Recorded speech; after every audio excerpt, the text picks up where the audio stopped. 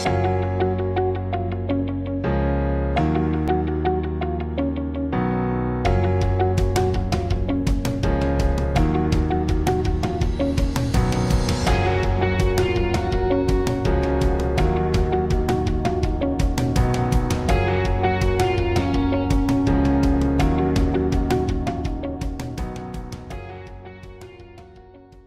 it's Assistant Professor Ramesh Das from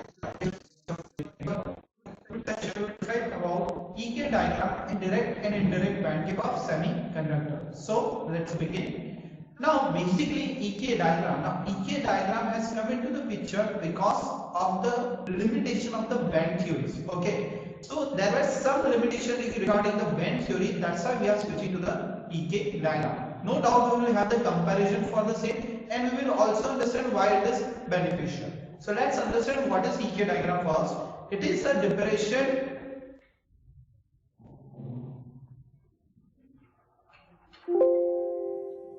Hello guys, it's Assistant Professor Nishdas from LG Institute of Engineering and Technology. Today's session we will discuss about the EK diagram and direct and indirect band gap of semiconductors. So basically before we start EK diagram, why we have reached towards the EK diagram? EK diagram has got very much benefit over the general band theory. So when we are saying that the band diagram is there are got multiple which we have switched over the EK diagram. Okay, and it is also better for understanding all the processes. So no doubt in the preceding of the lectures we will discuss why EK diagram is more comparatively better than our regular band theory or band structure.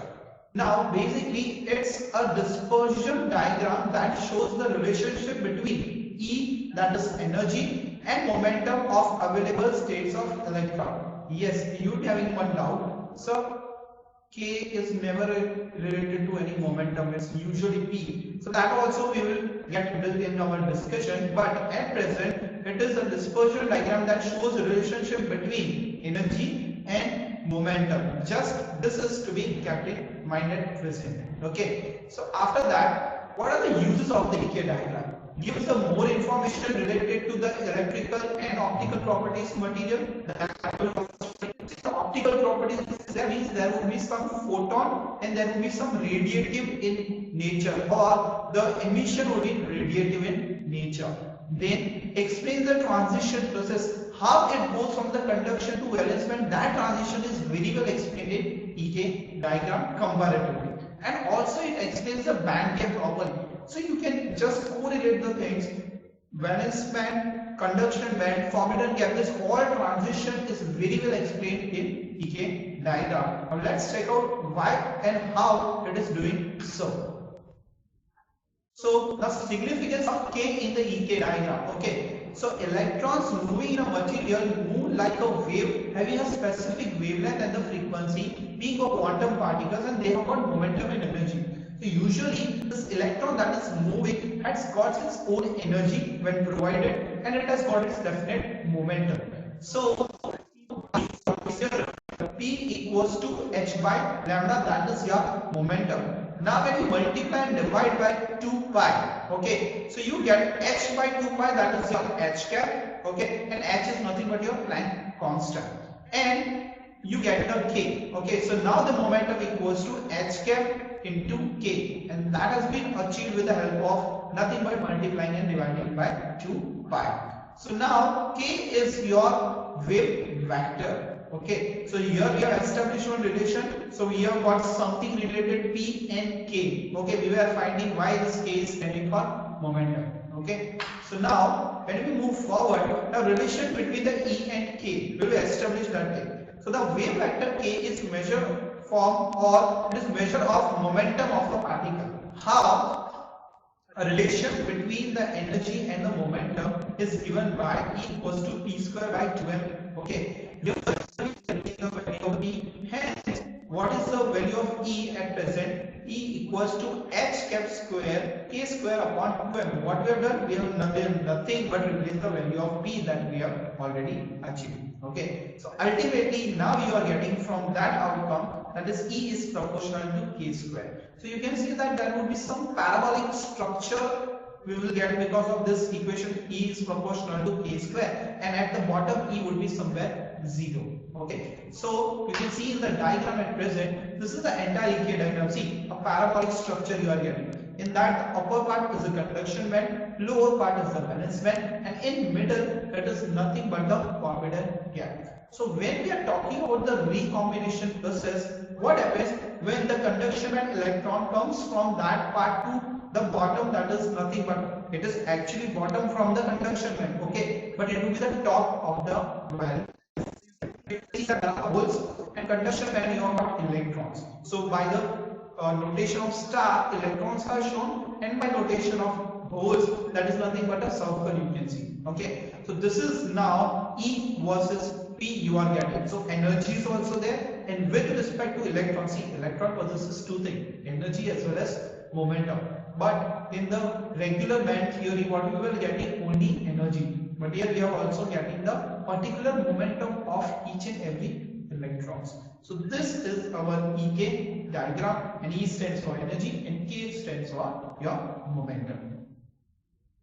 Now the comparison of the EK diagram versus the energy band diagram, that we have already discussed, that we will discuss this thing, but now we will explore it more. How? You can see that on the one side you have got the EK diagram, there you have got for each and every energy level you have got the definite momentum present. Okay, so on the bottom you can see that on this axis, that is x-axis. Okay, so basically x-axis and y-axis you are getting on either axis. So one axis you are getting energy, and on the other axis you are getting nothing but momentum. So you can also say that for particular energy level you have got one respective momentum to be there. But what happens in energy band? There is nothing like that. Okay, so now when you want to explain the transition, so transition you can also say in the form of recombination. So what happens? A hole and an electron combines together and emits some energy. So you can see that in EK diagram what happens? It is very easy to explain, because according to Pauli's equation, that see, electron is ultimately a fermion. Okay, so when you are context with respect to that Pauli's equation, at any point of time two electrons can be decided of the opposite spin. But what happens when we show the transition, it becomes difficult in the band theory.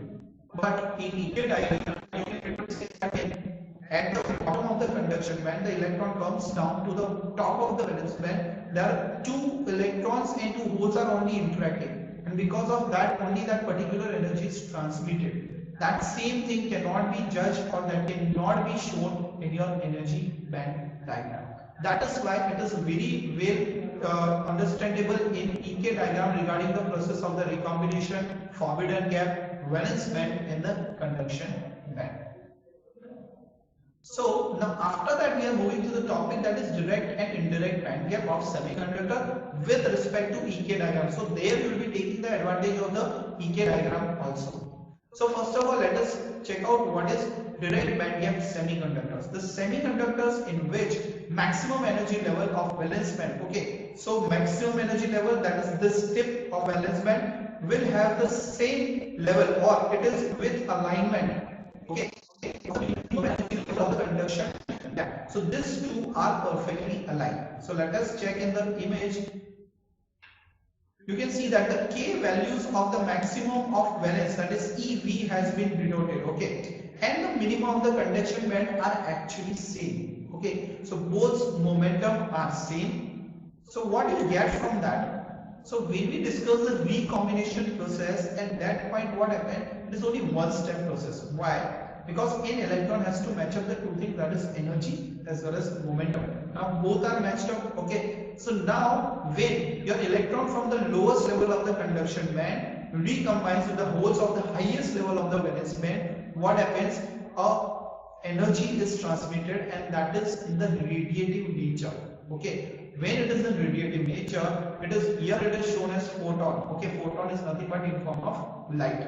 So that is the radiative nature, because they are at the same position. You can see that they both are at the same position. Okay, so this is known as a direct band gap. Why? Because directly the electron from the bottom of the conduction band comes to the holes of the valence band, and they recombine, and the energy release, that is radiative nature. But slight something changes.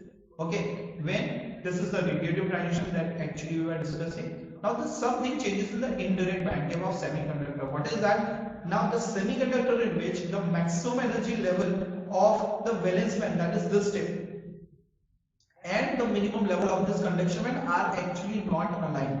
Usually in direct it was aligned, but you can see that in this diagram they are not aligned. They are at the different position. So the K value of the maximum valence band, this is I am talking about this tip, and the minimum of the EC, that is this tip, are actually not same. Okay, there is a difference between this. So you can say that that is the only reason they are known as indirect band gap. Okay, so how it is indirect band gap? Now you will see the recombination process same. Okay, now here it will be two steps. Now first step is that for any transition to be happen out now, there should be the momentum should be same. Okay, so the electron at the conduction band and the tip of the valence band, okay, that holds both the momentum should be same. But at present what is happening, there is a different.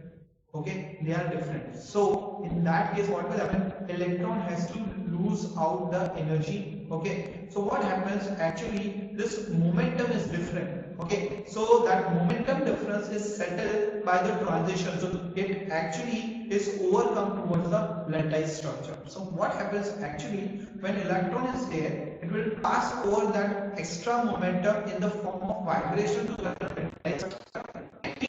Vibration is equivalent to heat. Okay, so when it gets dashed with the vibration of the lattice structure, what will happen, it will lose its momentum.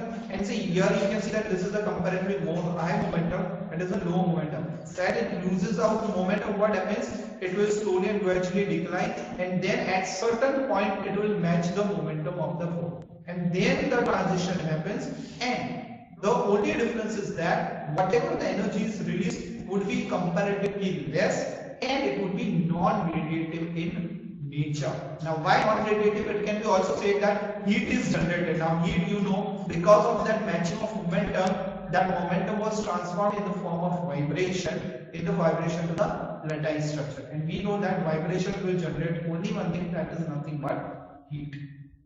That's why as it is a two-step process, because second step process, okay, first recombination will be there, but before that what needs to be there, electron from conduction band transfers the momentum to the lattice or crystal lattice structure. Okay, in that it moves on the vibration, and then, so first of all I am just revising it. What happens, this electron is there, okay, and here hole is there, so both momentum are different. So it needs to match it. So this matching is done by transferring this momentum to the crystal lattice. Vibration happens, heat is there. Okay, so this is the reason why it is said as indirect band gap. Okay, why it is indirect band gap? Because it is coming first for two process step is there instead of direct process. Okay, so this was the two topic that we were supposed to discuss.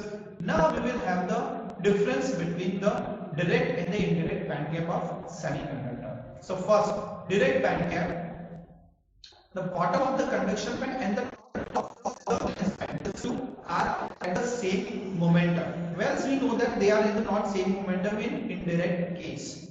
After that, the electrons recombine and holes gives photon. Okay, why? It is a radiative in nature, and here we know it is nothing but giving you heat. Why? Because that electrons, whatever the momentum is that is conserved with the help of lattice structure, and vibration is there, and because of that heat is generated.